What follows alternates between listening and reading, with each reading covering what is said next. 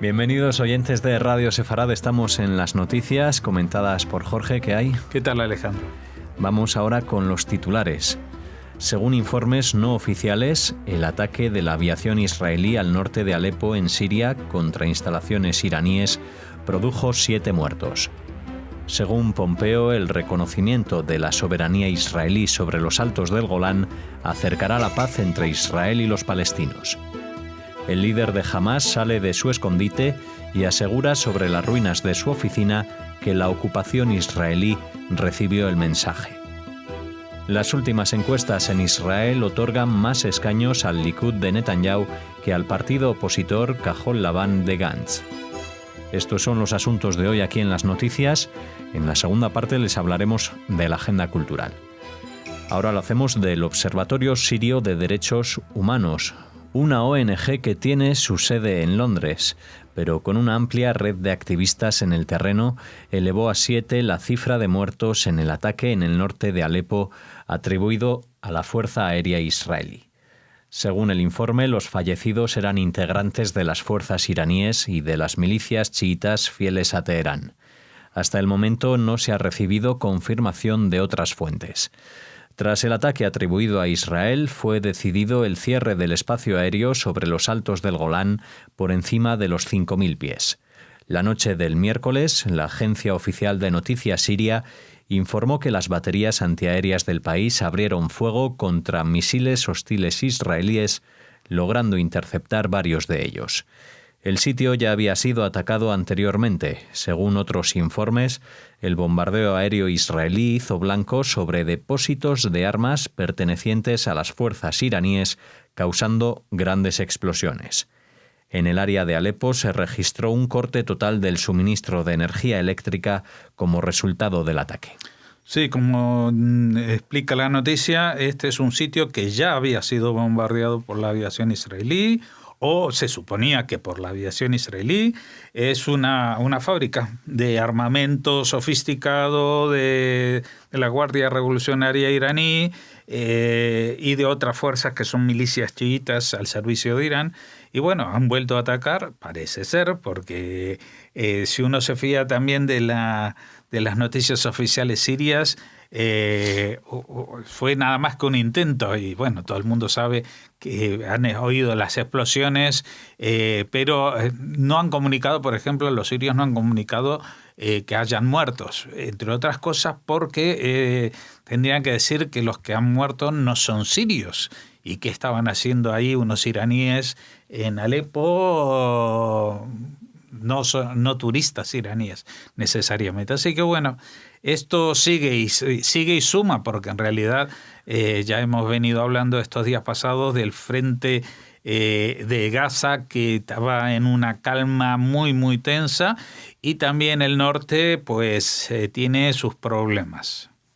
El secretario de Estado estadounidense Mike Pompeo manifestó que el reconocimiento de su país de la soberanía israelí sobre parte de los altos del Golán contribuirá a acercar la paz entre Israel y los palestinos. Nosotros creemos que esto aumenta la probabilidad de que consigamos una solución al conflicto entre Israel y los palestinos, defendiendo lo que llamó cambio de los parámetros de la política de Washington con respecto al conflicto entre Israel y los palestinos, enfatizando que en última instancia son las partes las que deberán encontrar una solución al conflicto que les permita vivir juntos. Preguntado sobre cuándo presentará la administración Trump su propuesta de paz, Pompeo contestó bromeando dentro de menos de 20 años, aunque enseguida afinó su respuesta y aseguró que no estaba tratando de evitar la pregunta, sino que simplemente no tenía una respuesta precisa. Pompeo rechazó las objeciones de legisladores demócratas de que la administración Trump se está alejando del apoyo estadounidense a la solución de 2 estados en el conflicto entre Israel y los palestinos. Bueno, realmente las declaraciones son un poco sorprendentes porque, claro, te dicen que el reconocimiento de los altos del Golán acerca la paz entre Israel y los palestinos, pero es el mismo argumento que usaron cuando reconocieron a Jerusalén como capital de Israel, Y en el fondo, tampoco es que sea algo tan descabellado, porque lo que está claro es que en los últimos 20 o 30 años, pero digamos 20 y pico de años desde los acuerdos de Oslo, pues se ha hecho todo y no ha surtido ningún efecto. Cada vez que se trata de negociar el tema de la paz, de la creación de un Estado palestino, respetando determinados términos de avales de seguridad para Israel, nunca se llega a nada. Por lo tanto, esto que dice del cambio de los parámetros de la política de Washington puede sonar a un desastre o puede traer como consecuencia también algo que sea más cercano a una solución. Lo hemos visto como ejemplo, no digo que sea el resultado que va a ser el mismo, pero lo hemos visto, por ejemplo, con el enzarzamiento que tuvieron dialéctico con Corea del Norte y Trump, que parecía que ya estaban tirándose bombas unos al otro y que Trump diciéndole que yo tengo más bombas que tú, y lo que ha provocado eso es el inicio de un proceso de desarme nuclear de Corea del Norte. Es decir, que a veces el camino para llegar a un objetivo no es la línea recta el más sencillo. Todas las líneas rectas ya se han trazado y han fracasado. Así que si de esta manera se logra un acercamiento con el objetivo de que dos pueblos, cada uno de ellos tengan su propio estado y que estos estados cumplan con ciertas condiciones mínimas, por ejemplo, el hecho de que uno de ellos no elimine al otro, ¿no? Eso es lo que pide Israel como condición, tener la seguridad de que ese nuevo Estado no va a acabar con su existencia, como lo ha intentado la zona de la Franja de Gaza desde que se ha retirado totalmente el ejército y todos los ciudadanos de esa zona. Que lo único que han intentado hacer en estos más de 10 años es destruir al Estado de Israel, atacar a la población civil, secuestrar, torturar o lo que estuviera a su alcance para provocar un daño cuyo objetivo ni siquiera es la creación de un Estado palestino, sino la expulsión de lo que ellos consideran infieles del territorio ese de Medio Oriente, que desgraciadamente para algunos pues va a tener que sobrevivir con dos pueblos distintos, el judío y el palestino. El líder de Hamás, Ismail Haniyeh, salió del escondite y se refirió a la reciente escalada de violencia en el sur entre Israel y los grupos terroristas que controlan la Franja de Gaza, declarando: la resistencia tuvo la última palabra. Sobre los escombros de lo que fue su oficina y haciendo la señal de la victoria con los dedos, aseveró que la ocupación israelí recibió el mensaje. Una fuente política israelí se apresuró a responderle: le conviene a Haniyeh encontrar otra oficina antes de seguir fanfarroneando. El líder de Hamás instó además a los palestinos a manifestarse en el Día de la Tierra y participar en una manifestación de 1 millón de personas para marcar el aniversario de la llamada Marcha del Retorno este fin de semana. Sí, el sábado día 30 es el día que en el calendario de los palestinos, si no me equivoco, desde el año 1987 convocan el Día de la Tierra Palestina, no es el Día de la Tierra, porque que sepan todos que no nos hemos equivocado. Naciones Unidas tiene para todo el planeta un Día de la Tierra y para los palestinos un Día Especial de la Tierra. Igual que con el tema de los refugiados. Hay una agencia para todos los refugiados del mundo y una para los refugiados palestinos. Bueno, a mí lo de Ismail Haniyeh me parece realmente gracioso. Porque no olvidemos, ya lo dijimos ayer, que este líder de Hamás es tan líder que no vive en la Franja de Gaza, sino en la capital de Qatar, a tutiplén, con todas las comodidades y alejado, por supuesto, de cualquier peligro que pueda suponerle la cercanía a Israel. Pero ya las frases como la resistencia tuvo la última palabra después de todos los bombardeos israelíes, O decir, la ocupación israelí recibió el mensaje. ¿Cuál es el mensaje? De que son unos perdedores, porque él sale haciendo la V de la victoria con los dedos a las puertas no, pues ya no hay puertas, sobre unos escombros de lo que fue su oficina. ¿Esa es la victoria?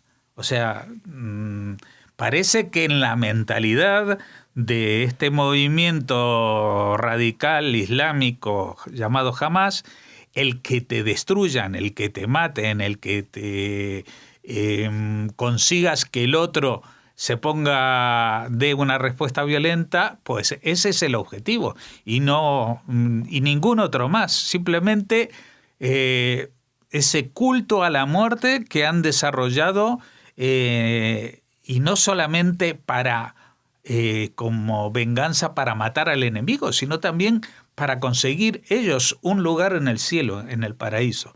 Han sacado lo peor de todas las tradiciones islámicas y los han metido en una ideología maximalista y que lo que hace es esclavizar a su propio pueblo. La gente que vive en la Franja de Gaza están hartos y Israel, a cambio, como han salido ya en muchas noticias, a cambio de que se tranquilicen y, por ejemplo, esta manifestación convocada para el sábado no sea violenta, ni siquiera está pidiendo Israel que no se haga la manifestación, sino que no haya violencia en la manifestación.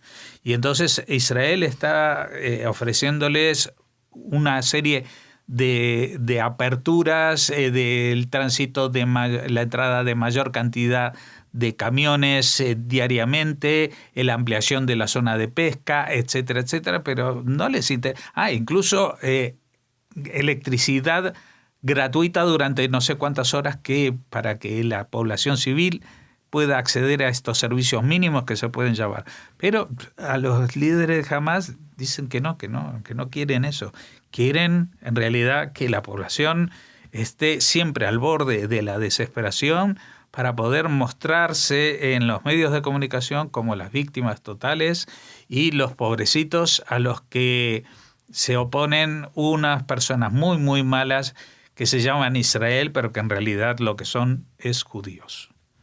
Una encuesta reciente publicada por el medio israelí Walla junto al Instituto Panel Politics indica que si las elecciones fueran celebradas en Israel ahora, el partido del primer ministro Netanyahu, Likud, lograría el primer puesto con 31 escaños. En segundo lugar estaría el partido Cajol Labán, liderado por el excomandante del ejército Benny Gantz y el experiodista Yair Lapid, con 30 puestos en la próxima Knesset. En tercer lugar estaría el partido Abodá, con 9 mandatos, seguido por la lista árabe de Hadash-Ta'al, 8, la Unión de Partidos de Derecha, con 7, Yahadut HaTorah, con 7 también, la Nueva Derecha, 6, Zeut, 5, Meretz, 5, Kulano, también 5, Shas, con 4, al igual que Israel Beitenu. Tomando en cuenta las posibles alianzas para formar el próximo gobierno, el bloque de derecha junto a los partidos ortodoxos alcanzan 69 escaños, mientras que el bloque de centro-izquierda, sin los partidos árabes, solo lograría 44 puestos. Según la encuesta, el 53% de los ciudadanos en Israel ven a Benjamin Netanyahu como el más apto para ser primer ministro, por solo un 30% que piensa que Gantz sería más apto. Sin embargo, Netanyahu recibe un duro golpe cuando los participantes son cuestionados por si aprueban la gestión del actual primer ministro respecto a la política hacia la Franja de Gaza. Un 56% del público no está satisfecho con la gestión del mandatario israelí y solo un 38% afirma sí estarlo. Bueno, ya lo habíamos anunciado, la política israelí cambia por minutos, no solamente como en otros países donde siempre hay un margen. Por ejemplo, aquí van a haber elecciones el mes que viene justamente, y ahí se calcula que hay 1/3 de indecisos. Pues en Israel no hay indecisos, pero hay gente que cambia en el último momento. Eso hay que tenerlo claro. O sea, si tú convocas elecciones hoy, va a haber muy pocos votos en blanco, pero si los convocas la semana que viene, tampoco vas a tener votos en blanco, pero vas a tener unos resultados muy distintos. Y entonces hasta el 9 de abril, que son las elecciones, aunque queden apenas 2 semanas, pues para Israel eso es un mundo. Y es el mismo mundo que ha pasado desde hace 2 semanas hasta ahora con el boom que supuso la irrupción de una coalición llamada Cajol Labán, liderada por Benny Gantz, a la que se habían sumado otros jefes del Estado Mayor, el periodista Yair Lapid, y que parecía que iba a arrasar, incluso con una política muy, muy similar a la del Likud, pero sin el peso de Netanyahu como dirigente acusado en temas de corrupción, etcétera, etcétera. Pero el problema es que más allá de los cambios de última hora, la gente quiere incluso más a Netanyahu que a su partido. Es decir, hay una especie, no diría un culto a la personalidad, pero sí que Netanyahu se ha labrado a sí mismo una imagen de indispensable en la política israelí frente a los desafíos. Y justamente, aunque algunos analistas dicen que estos enfrentamientos, lanzamientos de cohetes de los últimos días contra, especialmente el que llegó al centro de Israel, que fue promovido o ordenado directamente desde Irán, aunque dicen que la intención era menoscabar las posibilidades de reelección de Netanyahu, pues lo que han hecho en definitiva fue reforzar la imagen de Netanyahu, porque la situación es muy comprometida y Netanyahu puede ser de que no tenga una solución maravillosa, pero ante la opción, la alternativa de Gantz no convence al público israelí de que va a ser más contundente, porque fíjate lo que dicen, aunque solamente el 53% creen que Netanyahu es el más apto, un 56% de ellos no está satisfecho con la gestión, con el tema de Gaza, y entonces tú dices, bueno, pero si el 56% no está satisfecho con la gestión, ¿cómo es que lo apoyan? Bueno, lo apoyan porque las alternativas lo convencen todavía menos. En realidad, lo que está señalando las encuestas es que el electorado lo que quiere es un Netanyahu todavía un poco más a la derecha de lo que está hoy en día. Es decir, más activo en la contundencia para responder a los desafíos de Hamas y los desafíos en Siria y Irán, etcétera, etcétera. Es decir, lo que le echan en cara a Netanyahu, más que la corrupción, es el tema de que habla más de lo que hace en algunos aspectos, en el militar, por ejemplo. Terminamos aquí esta primera parte de las noticias. Volvemos ahora con la agenda cultural.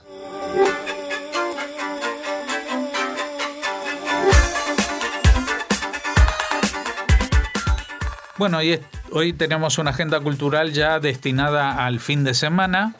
Y a ver, ¿de qué nos vas a hablar hoy? Pues mira, Jorge, comenzamos hablando de la ciudad de Tel Aviv, porque recibirá a partir de este jueves, cuando grabamos estas noticias, a más de 1.000 atletas de la comunidad LGBT más procedentes de más de 15 países que competirán hasta el sábado en diversas disciplinas deportivas. Declarada en el pasado mejor destino turístico gay del mundo, Tel Aviv albergará por segunda vez los Juegos Deportivos LGBT más denominados TAG 2019, Tel Aviv Games, tras celebrar la primera edición en 2017. En lo que han denominado como el evento deportivo LGBT más grande de Oriente Medio, 1.250 atletas y cientos de espectadores han llegado desde distintas partes del mundo para participar o disfrutar de las competiciones.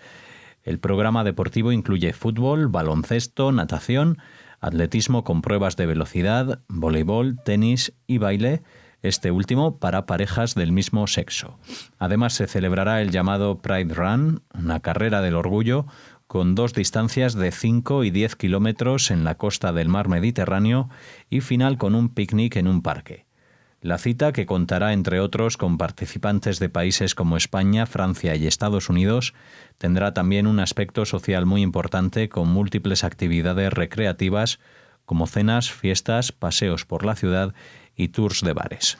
Bueno, el ambiente se está caldeando en Tel Aviv. No olvidemos que después de estas mini olimpiadas LGBT, pues el mes que viene o algo así ya llega Eurovisión a Tel Aviv, y allí habrá un anexo de la Marcha del Orgullo Gay, porque eso es un festival que la comunidad homosexual y sus variantes, por llamarla de alguna manera, adoran, y que les permite justamente explayarse en ese mundo del disfraz y de la exageración, etcétera, del cual apenas han pasado unas horas desde que han acabado Purim, y Tel Aviv todavía no se ha sacudido el Purim de encima. Ahora tiene estas Olimpiadas gay, y dentro de muy poquito Eurovisión. Así que Tel Aviv no duerme, y allí están creando una nueva tradición, porque si bien hay marchas, pues lo de organización de estos eventos deportivos, creo que Tel Aviv es puntero.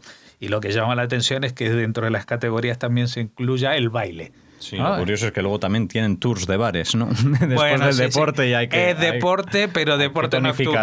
Incluye deporte nocturno. Bueno, nos vamos ahora hasta Francia. Hablamos de una comunidad judía de Besiers que llegó a Olot en 1209 huyendo de la Primera Guerra Cátara. Se refugiaron en la ciudad durante unos 6 años. Estaban bien organizados y adaptaron la estancia de una vivienda para convertirla en sinagoga. De aquel hecho histórico ha quedado una lápida sinagogal que conmemoraba su apertura y que posteriormente se utilizó como altar. La pieza se descubrió en 1933 al depositarse en la nueva capilla del cementerio.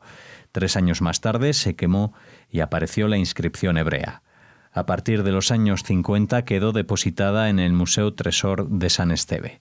Hasta ahora se creía que la pieza provenía de Besiers, pero un estudio impulsado por la comunidad judía de allí la sitúa en el momento fundacional de la sinagoga en el siglo XIII en Olot, dado que se utilizó como lápida inaugural o conmemorativa. Lo que hicieron fue adaptar la habitación de una vivienda para poderla utilizar como lugar de culto y poder así continuar los rituales religiosos desde el exilio. Se cree que algunos miembros de la comunidad se quedaron en Olot y que la sinagoga habría seguido siendo utilizada como espacio de culto, a pesar de que la mayor parte de la comunidad se fue después de estar unos 6 años en la capital de la Garrocha. Este miércoles 27 de marzo ha tenido lugar en la iglesia de San Esteve un acto en el que se exhibió la lápida sinagogal del templo. Entre las autoridades hubo invitados como el rabino de este pueblo de Francia y su alcalde, así como miembros de la comunidad judía de Barcelona. Sí, esta es una noticia que ha impresionado mucho a la comunidad judía de Barcelona, a los miembros que han acudido allí. Vamos a tratar de ver si la semana que viene podemos entrevistar a algunos de los que han asistido, porque realmente es importante. Es un dato histórico que hasta ahora era casi desconocido. Es que hubo una sinagoga trasplantada, digamos, una comunidad judía que salió en el siglo XIII por problemas de persecuciones. Desde Francia se estableció en España, ahí en la frontera misma, en Olot, en la provincia de Gerona, y que luego ya volvió a su lugar de origen, pero dejó allí esa lápida como testimonio de su paso por tierras peninsulares. Bueno, vamos a cerrar la agenda y las noticias de hoy de Radio Sefarad dando un paseo, pero un paseo bastante curioso, porque los paseos matemáticos de la Universidad de Granada y la Fundación Descubre llegan a Córdoba de la mano de la Unidad de Cultura Científica de la Universidad de Córdoba y la Casa de Sefarad el próximo 5 de abril para realizar un recorrido matemático por la Sinagoga de Córdoba. El profesor de matemáticas de la Universidad de Granada, Álvaro Martínez Sevilla, y el director de la Casa de Sefarad, Sebastián de la Obra, realizarán un estudio matemático y simbólico de la sinagoga como actividad previa al paseo por la ciencia que la Asociación del Profesorado por la Cultura Científica de Córdoba organiza el 6 de abril en el Vial Norte. De la mano de Martínez y de la obra se analizará la influencia del arte andalusí y las conexiones con las matemáticas que impregnan desde la disposición en planta y alzado del edificio hasta los elementos decorativos que contiene. Las yeserías y muros o la disposición de los elementos y hasta las medidas de la construcción reflejan estas conexiones. En algo más de 1 hora y media se estudiarán desde las matemáticas de los arcos hasta su interpretación simbólica de este edificio. La asistencia a esta actividad es gratuita, previa inscripción y hasta completar aforo. Pues ya saben, si están en Córdoba el 5 de abril, pues yo creo que es un paseo muy, muy bonito y aparte muy distinto, porque uno en general cuando va a la sinagoga a Córdoba va a empaparse de la historia, etcétera, etcétera, pero no a mirarla con ojos de proporciones matemáticas que tienen que ver con el diseño de ese espacio.